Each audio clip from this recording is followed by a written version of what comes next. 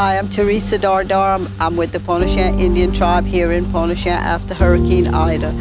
And we need help. We need cleanup. We need supplies and donations to the Pontchartrain Indian tribe.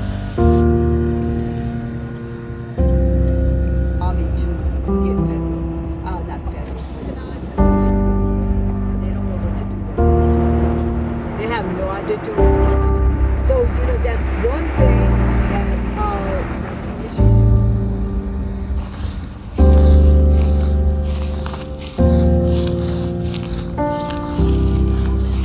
passé le Mogranza to the Gulf,